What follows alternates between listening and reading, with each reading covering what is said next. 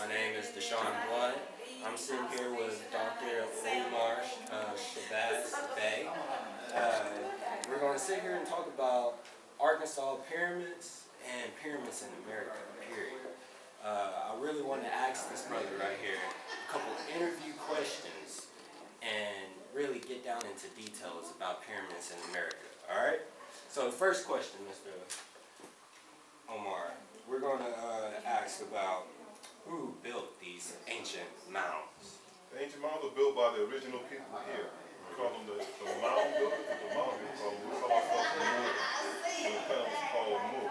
And we didn't have the Atlantic Ocean or Pacific Ocean. The land was all together. So at that point when the mounds were built in what we call North America, the people here were called Moor. The planet was called Moor.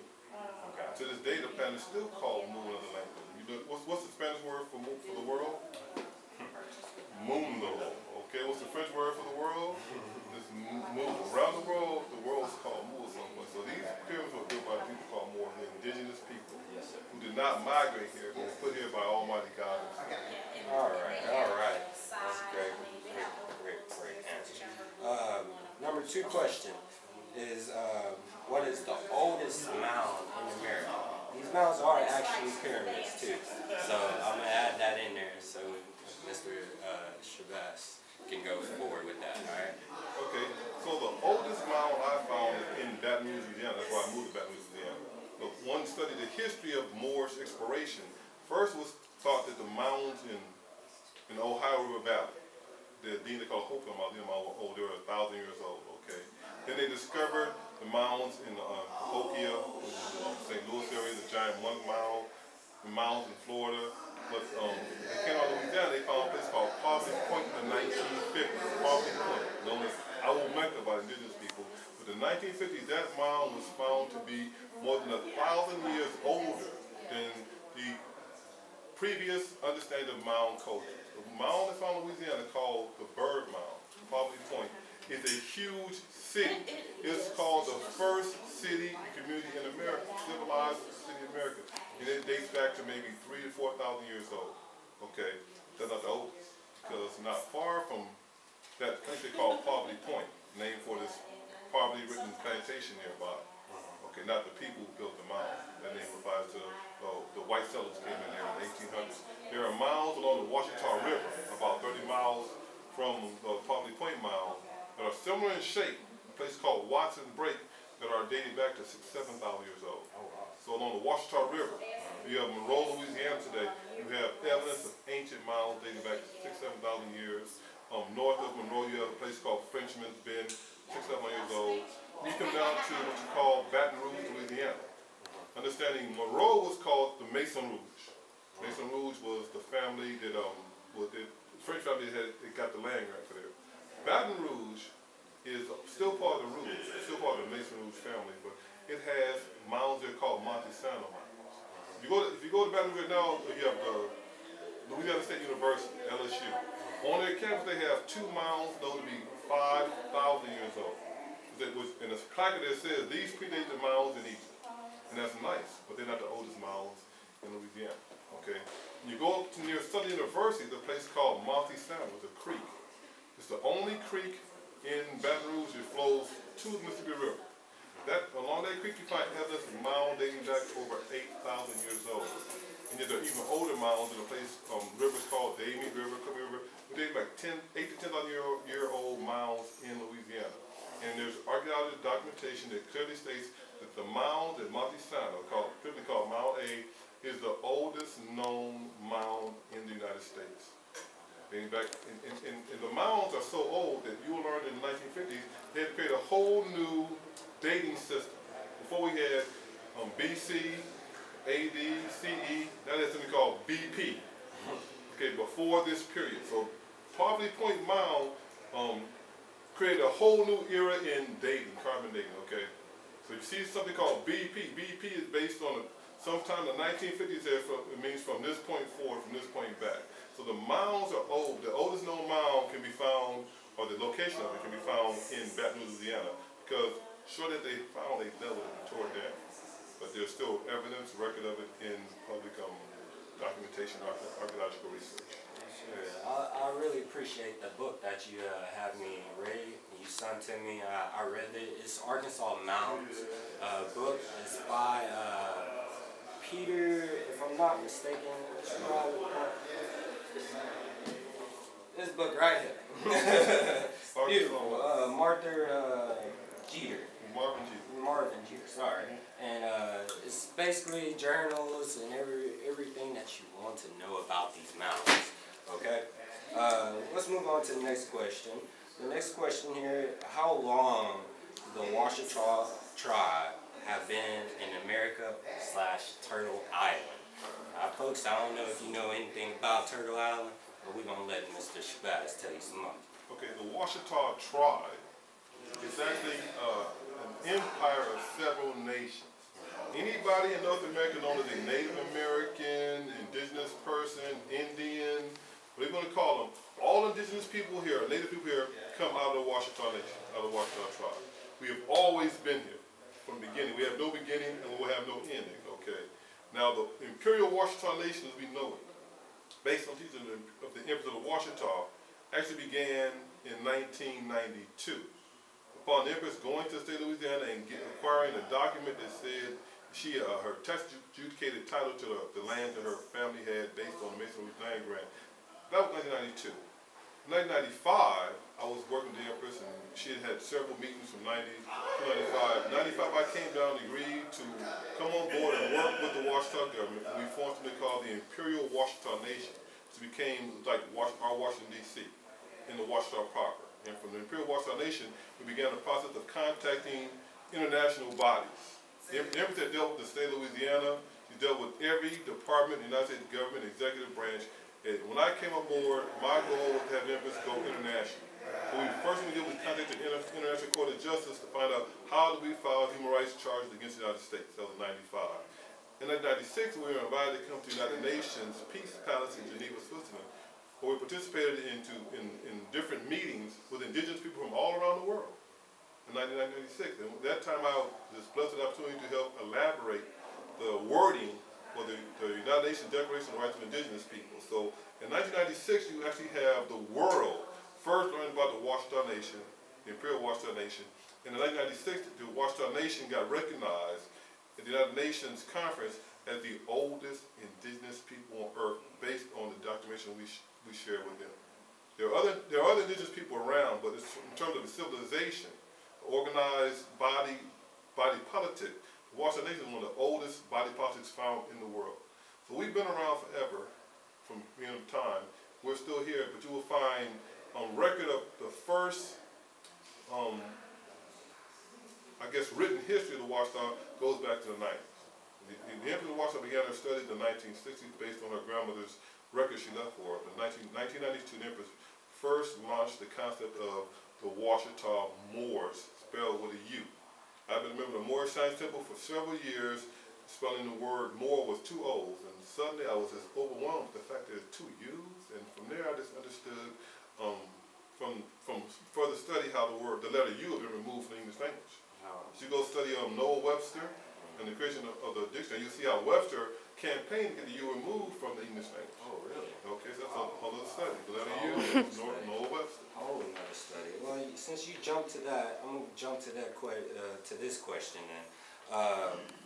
What is the difference between a Washitaw Moo and a Moorish American or a Moor? Okay, so Moorish American regularly speaks about members of the Moorish Science Temple of America, founded by the Prophet Noble Drew Ali. Much respect to Noble Drew Ali. So Moorish Americans are members of the Moorish Science Temple. They do not consider themselves to be black, Negro, Ethiopian, all the color, all the things that nobody really talked about. They talk about their nationality, being Moorish American, U.S. citizens, okay? Moorish Americans, the Moorish Science Temple, trace their roots back to Moab, to being Moabites. And they use the flag that's now being used by Morocco. And so Moor, M-O-R, Moor, trace our roots back to North Africa. So I am a Moor. I joined the Moorish Science Temple in Haiti. I have no problem with that, okay? Also went to the University of Debit University in Texas. I graduated from all those institutions, including I graduated from the Moorish Science Temple. I have much respect for it, but I'm no longer active in the temple, where people are. Washitaw Moor, M-U-R, are indigenous people to North America. They don't trace their roots back to Morocco or to Moab, but to the Washitaw, the land. Our nationality is Washitaw Moor. Okay. Washitaws do consider themselves to be black, but you have Washitaws who are black, white, brown, red, it might be some blue ones from outer space, I don't know. But color was never an issue. Right. Because of Washitaw Moor, because our people all shades, all color. Color is really a modern invention. Right. From the 1800s. That's how they divide and conquer, you hear me? So simply put, Moorish Americans tie themselves to the Moorish Science Temple teaching, the Noble Dwelling. Washitaw Moors are indigenous people who have a tribal birthright based on a location, where they were born, geographic location. Right. So when I was in the Moorish Science of America, we had the Moorish flag, the red flag with the green star. Fine, that's no problem. The Washitaw has their own flag. The Washitaw flag is on the back of the book. It's actually a picture of a pyramid that's been opened up and all four sides peeled open. So the aerial view of a pyramid. So the Washitaw have their own flag, different from the Moorish Science of America. Yet many members of the Moorish Science of America can trace their roots back to the Washitaw. Like most people most people in America and who have some mixed heritage will trace their roots back to Washitaw. Every person who will say they were Hispanic, Latino, that is Washitaw.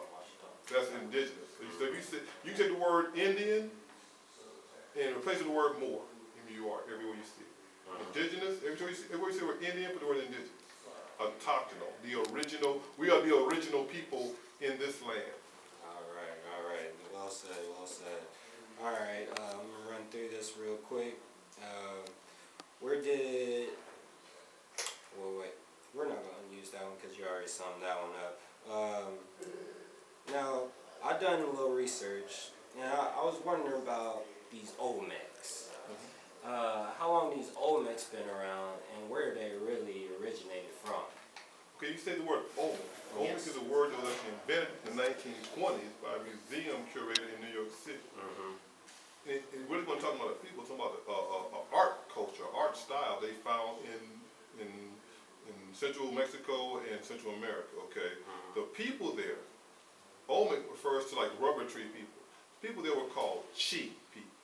The Chi people. So people they call Olmecs, like Van Sermon dates the Olmecs to about 1500 BC. But if you go down to Mexico, you'll find caves on the Pacific coast of Mexico with pictures of Moors on them dating back over 6,000 years. So you have evidence of Moors dark people of color in Mexico going back over 6,000 years. Okay. So you say Olmec. The first Olmec cave we see those giant hills was found in 1850, like 1858, right before the Civil War. Oh yeah. And so that was 1858. So we're talking about 150 years, a little less than 200 years. Right. They found the first Olmec cave, and they've been found not only in Mexico but all through South and Central America. You find those giant heads of those colossus, African faces with those helmets on them, and they're priests and they're honored and they're all over Mexico. But along with those African heads in the Olmec artwork, you find images of Indians, of Asiatic, Chinese-looking characters. You can find images of bearded Europeans in Mexico. So the Olmec culture was built in America on the thinnest strip of land. If you were trying to get from Atlantic Ocean to Pacific Ocean, you go right to the Olmec's work, right there in Mexico, okay, the isthmus of the Central America. And that is where I understand that in spite of the fact that we're told that the ancient people didn't have boats, Columbus was the first person on a boat to come across the ocean, there's evidence of for thousands of people come from the Polynesian Islands to Central America, Mexico, China. There's a book called 1421, Chinese Discovered America. So we understand we're dealing with a system of mythology called Western culture. So we must make allowance for the fact that some of those things are lies. Even though they've been repeated so many times that people think they're true, they're still mythological. All European history is based on mythology. They call it Greek mythology. Greek mythology. And Roman mythology. Because they have no antiquity to their history. At one point, the country of what they call Greece was once called Pyrrhus. Okay, Rome was on the Etruscan Peninsula, and Spain was on the Iberian Peninsula. There was no Spain, Italy, or Greece when they were Kemetic colonies. Okay, so All right, so let's move on to the next one, and we're going to go ahead and wrap it up. Now, you came to the lecture today. I want the people to know where they can find your material and information, and more about the pyramids in America, the mounds, and also more of your studies. Okay, so I have several websites I've set up. One is, of course, Moors.com, MURS.com, pyramidsinamerica.com, hotep.org, HOTEP.org. I have the Black Invention Museum.org. I have a lot of things I do. So my information is available. I'll probably go to hotep.org and have the links to all other sites. And as we speak, I'm completing more books, more DVD. For a long time, I was just kind of quiet and aloof and ignoring this. But now I have, in the past year, decided I'm going to go out and also probably just share with you today. All these documentations I had buried for 10 years, I'm going to start publishing this information and get it out. I think it's very important that our people have another view of our history. Because right now, with the state of the world, with the state of the world and the level of hate going on, yes, we have been the target of hate forever, and now it's been intensified. Yes. And what I found, with the information I have, is once we share information with people of other cultures, it now generates another level of respect. I say, wow, if I know that, now I have another respect for black people. Now I know this. So I'm understanding that as you teach people our true history, we as a teacher of our history, we will earn their respect. Yes. Right now we have none, because our history is being marginalized at best. Yes. And sometimes just straight destroyed, demolished. So it's important that we do tell our own story, and you can find information all over the internet. So. All right, folks. Well, my name is Deshaun Blunt. This is Dr. Umar Shabazz Bey, and we will holler at y'all later. Peace.